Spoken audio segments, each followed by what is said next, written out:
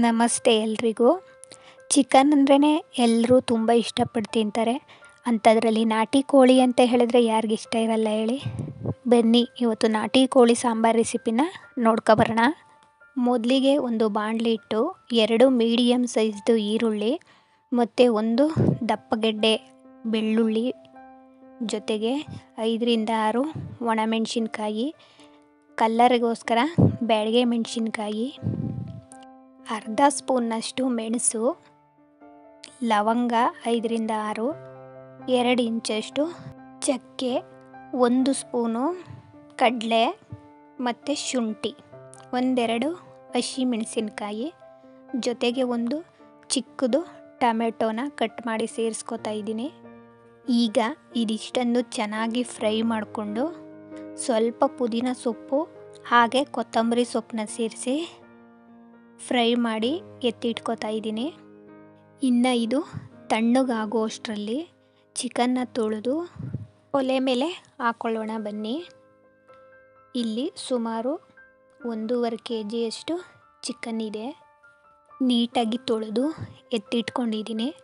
ಈಗ ಒಂದು ಕುಕ್ಕರ್ನ ಇಟ್ಟು ಅದಕ್ಕೆ ಒಂದು ಸ್ವಲ್ಪ ಎಣ್ಣೆ ಹಾಕ್ಕೋತಾ ಇದ್ದೀನಿ. ಎಣ್ಣೆ ಸ್ವಲ್ಪನೇ ಹಾಕ್ತಾಯಿದ್ದೀನಿ, ಯಾಕಂತ ಹೇಳಿದರೆ ನಾಟಿ ಕೋಳಿಲಿ ಕೊಬ್ಬಿನಂಶ ಇರೋದ್ರಿಂದ ಅದೇ ಎಣ್ಣೆ ಬಿಟ್ಕೊಳ್ಳುತ್ತೆ.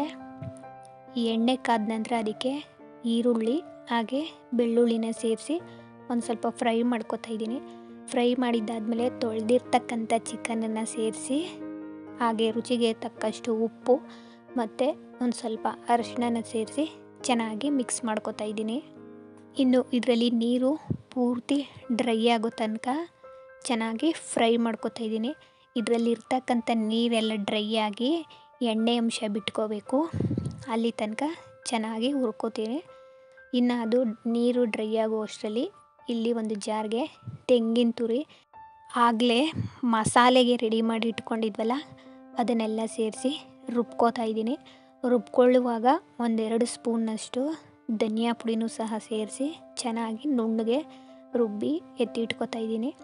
ಅಷ್ಟರಲ್ಲಿ ಚಿಕನ್ನಲ್ಲಿ ನೀರೆಲ್ಲ ಪೂರ್ತಿ ಡ್ರೈ ಆಗಿ ಎಣ್ಣೆ ಅಂಶ ಬಿಟ್ಕೊಂಡಿತ್ತು. ಇದಕ್ಕೆ ರುಬ್ಬಿರ್ತಕ್ಕಂಥ ಮಸಾಲೆನ ಸೇರಿಸಿ ಜೊತೆಗೆ ಚಿಕನ್ ಬೇಯುವಷ್ಟು ನೀರನ್ನು ಸೇರಿಸಿ ಚೆನ್ನಾಗಿ ಮಿಕ್ಸ್ ಮಾಡಿಕೊಂಡು ಒಂದು 3ರಿಂದ 4 ವಿಜಿಲ್ ಕೂಗಿಸ್ಕೊಳ್ತಾ ಇದ್ದೀನಿ. ಇದು ನಾಟಿ ಕೋಳಿ ಆಗಿರೋದ್ರಿಂದ 3ರಿಂದ 4 ವಿಜಿಲ್ ಕೂಗಿಸ್ಕೊಳ್ಳೇಬೇಕು. ಇನ್ನು ಈ ಕುಕ್ಕರ್ ಕೂಗೋ ಅಷ್ಟರಲ್ಲಿ ಮುದ್ದೆ ಅನ್ನ ಎಲ್ಲ ರೆಡಿ ಮಾಡಿ ಇಟ್ಕೊಂಡಿದ್ದೆ. ಫಾರಂ ಕೋಳಿ ಅಥವಾ ಈ ಬೈಲರ್ ಕೋಳಿ ಅಂತ ಏನು ಕರಿತೀವಲ್ಲ, ಅದಕ್ಕಿಂತ ಈ ನಾಟಿ ಕೋಳಿ ಸಾಂಬಾರು ಎಷ್ಟು ರುಚಿ ಇರುತ್ತೆ ಅಲ್ವಾ.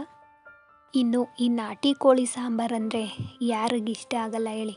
ಪ್ರತಿಯೊಬ್ಬರೂ ಸಹ ಇಷ್ಟಪಟ್ಟು ತಿಂತಾರೆ.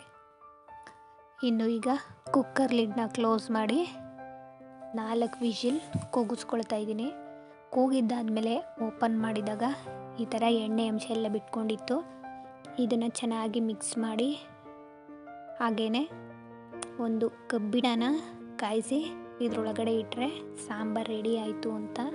ಹಳ್ಳಿಗಳ ಸೈಡಲ್ಲಿ ಯಾವುದೇ ನಾನ್ ವೆಜ್ ಸಾಂಬಾರಾದರೂ ಈ ಥರ ಕಬ್ಬಿಣ ಕಾಯಿಸಿ ಇಡೋ ಪದ್ಧತಿ ಇದ್ದೇ ಇರುತ್ತೆ. ಈಗ ಸಾಂಬಾರು ರೆಡಿಯಾಗಿದೆ. ಮುದ್ದೆ ಜೊತೆ ತಿಂತಾಯಿದ್ರೆ ಸೂಪರಾಗಿರುತ್ತೆ. ಇವತ್ತಿನ ನನ್ನ ರೆಸಿಪಿ ಇದಾಗಿತ್ತು. ಈ ರೆಸಿಪಿ ನಿಮಗೆ ಇಷ್ಟ ಆಗಿದ್ದರೆ ಪ್ಲೀಸ್ ಲೈಕ್ ಮಾಡಿ, ಶೇರ್ ಮಾಡಿ, ಹಾಗೆಯೇ ಸಬ್ಸ್ಕ್ರೈಬ್ ಮಾಡಿಕೊಂಡು ನನ್ನ ಚಾನಲ್ಗೆ ಸಪೋರ್ಟ್ ಮಾಡಿ.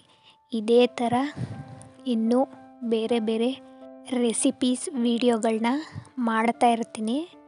ವಿಡಿಯೋಸ್ನ ನೋಡಿ ಸಪೋರ್ಟ್ ಮಾಡಿ. Thank you for watching.